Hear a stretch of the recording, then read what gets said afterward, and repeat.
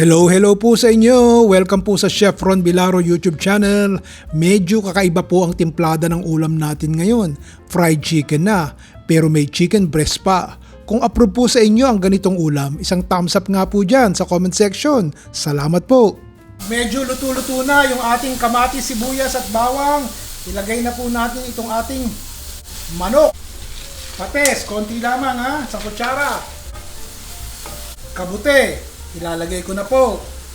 Sariwang kabuti po ito. Ang lalaki ng tipak, ano? Kung gusto niyo pong gumamit ng kabute at medyo may kamahalan sa atin ng sariwa, gumamit po kayo nasa lata. Luto na yun so mamaya nyo na po ilalahok yun kapag matatapos na kayo. Pagkasangkot siya nyo ng sandali, ilagay nyo na po itong inyong karot. Halo lang po ng halo. May patis na, may toyo pa. Diskarte nyo na po yun ha. 2-3 kutsara po ng toyo ilalagay ko. Gusto nyo pong pagsamahin ng patis at toyo katulad ng ginawa ko bahala na po kayo. Basta sangkutsahin natin ha. 3 tasa po ng tubig itong lalagay ko. Kung gusto nyo pong dagdagan bahala na po kayo. Kapag malamig at maulan mainam tong may ganitong sabaw-sabaw ng konti. Ano po? Takpan po natin, pakuluin natin. Tignan po natin, makalipas ang 2 minuto. Kumukulo na po. Naamoy ko na. Luto na po yung ating manok at ang ating kabute. Ilalagay ko na po itong ating sicharo, snow peas po. Magkano po ba kilo sa atin? Medyo may kamahalan.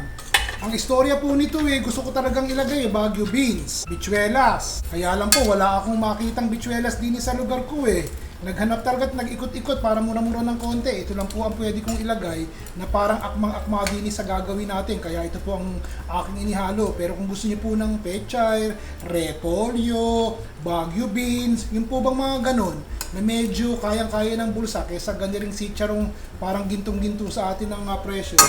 Tama po ba ako? Fried chicken. Ito po'y 2 piraso ng pritong manok na pinagulong sa harina at cornstarch. Ilagay na. 3 itlog po, babatihan ko. Hindi nyo na kinakailangan maglagay ni Re. Alam nyo po, itong mga niluluto kong ganire, ito po'y kinakain ko pagkatapos kong mag-workout. So talagang, ako po'y naglalagay ng protein, katulad ng itlog. Di po ba, creamy? Siyempre maglalagay ng carbohydrates. Ito po'y sotanghon, ibinabad ko na sa tubig.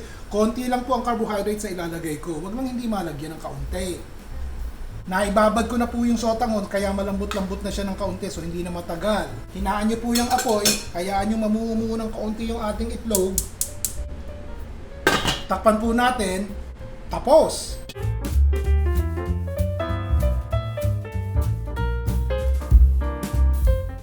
Bukas po, iba naman ang lulutuin natin. Basta simple, mabilis lutuin, madaling kainin, may konting sabaw, masustansya, may konting gulay, mura ang rekado. Yun ang gusto nyo, di po ba? O bukas, ganun ang gagawin natin. Ron Bilaro po.